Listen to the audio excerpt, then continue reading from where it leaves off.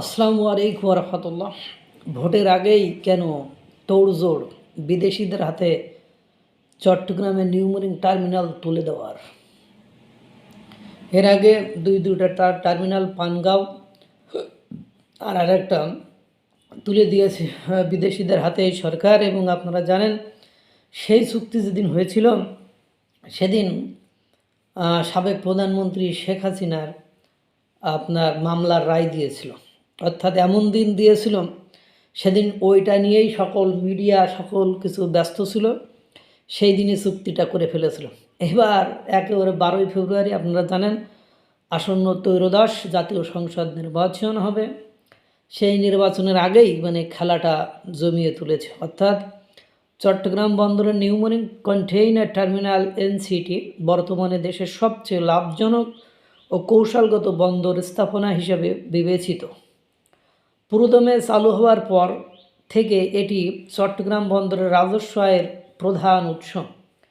দেশীয় অপারেটর ও নৌবাহিনীর তত্ত্বাবধানে পরিচালিত এই টার্মিনালটি কেবল রাজস্বই নয়, দেশের আমদানি রপ্তানি ব্যবস্থার গতি, খরচ নিয়ন্ত্রণ এবং বৈদেশিক মুদ্রা সাশ্রয়ে গুরুত্বপূর্ণ ভূমিকা রেখে চলেছে। প্রতি বছরই ধারাবাহিকভাবে বাড়ছে টার্মিনালটির আয়। গত বছরও রেকর্ড আয় হয়েছে বন্দরটিতে। অথচ এমন একটি লাভজনক ও কৌশলগত স্থাপনাকে বিদেশি প্রতিষ্ঠান ডিপি ওয়ার্ল্ডের হাতে তুলে দেওয়ার জন্য দেশের জাতীয় নির্বাচনের আগ মুহূর্তে তড়িঘড়ি করে প্রক্রিয়া এগিয়ে নেওয়ার হচ্ছে। সংশ্লিষ্টদের আশঙ্কা, লাভজনক টার্মিনালটি বিদেশি প্রতিষ্ঠানের হাতে তুলে দেওয়ার এই চুক্তি বাস্তবায়িত হলে বছরে প্রায় 2000 কোটি টাকার রাজস্ব হারাবে রাষ্ট্রটি।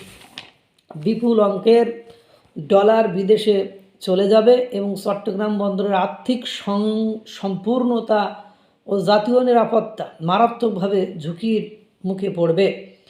অনেকেই এটিকে সরকারি পিপিপি নীতিমালা ও জাতীয় স্বার্থের সরাসরি লঙ্ঘন হিসেবে দেখছেন। তাদের মতে যখন দেশ জাতীয় নির্বাচন নিয়ে ব্যস্ত, তার আগ মুহূর্তে বন্দর নিয়ে বিদেশিদের সঙ্গে গোপনে চুক্তির কার্যক্রম এগিয়ে নেওয়া এবং তড়িঘড়ি করায় যথেষ্ট সন্দেহ রয়েছে।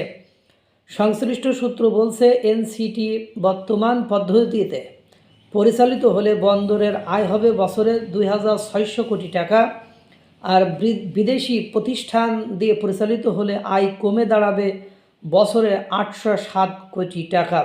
সংশ্লিষ্টরা বলছেন, কোনো প্রকার বিনিয়োগ ছাড়া এই অর্থ বিদেশে চলে যাবে। এর মধ্যে ডলারের দাম বৃদ্ধি পেলে বাড়বে অর্থের পরিমাণও। ডলার সংকটের সময়ে এমন বিশাল অর্থ বিদেশে চলে যাওয়া মানে দেশের অর্থনীতির বিশাল ক্ষতি।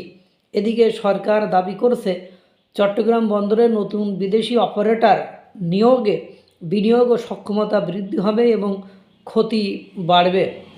তবে সংশ্লিষ্টরা বলছেন এটা অবাস্তব দাবি। বন্দরের জোয়ার ভাটার উপর নির্ভরতা থাকায় জাহাজের অপেক্ষা কমবে না। কাস্টমস ও নথি না কাটলে ডেলিভারি সময় মতো সম্ভব হবে না। এতে 2,500 থেকে 3,000-এর বেশি দেশীয় শ্রমিকের চাকরি ঝুঁকিতে পড়বে। সৃষ্টি হবে শ্রম অসন্তোষ এবং বন্দরে অস্থিতিশীলতা, নিরাপত্তার দিক থেকেও সমস্যা রয়েছে। এই হলো বাস্তবতা।